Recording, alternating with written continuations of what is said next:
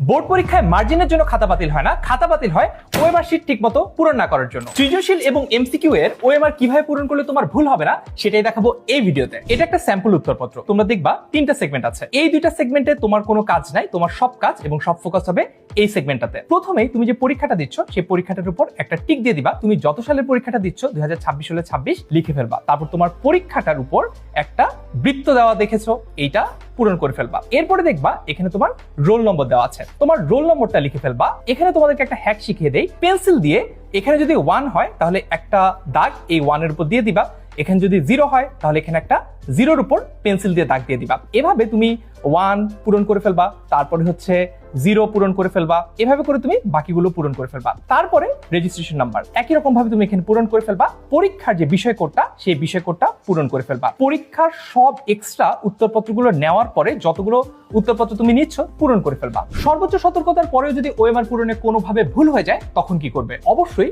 তোমার পরীক্ষা হলের গার্ডকে জানাবে এবং তার নির্দেশিত উপায়ে পরবর্তী স্টেপগুলো ফলো করবে। এবার আসো এমসিকিউর পার্টে। এখানে রোল নম্বরটা পূরণ করবা, রেজিস্ট্রেশন নম্বরটা পূরণ করবা, বিষয় কোডটা পূরণ করবা। তোমার প্রশ্নপত্র যখন দেওয়া হবে তখন দেখবা তুমি কোন সেট পেয়েছো। মনে করো তুমি যদি গ সেট পাও তাহলে এই গটা পূরণ করতে হবে, এখানে লিখতে হবে গ। সঠিকভাবে পূরণ না করো তাহলে কিন্তু তোমার পরীক্ষা বাতিল হয়ে যাবে। পরীক্ষার আগে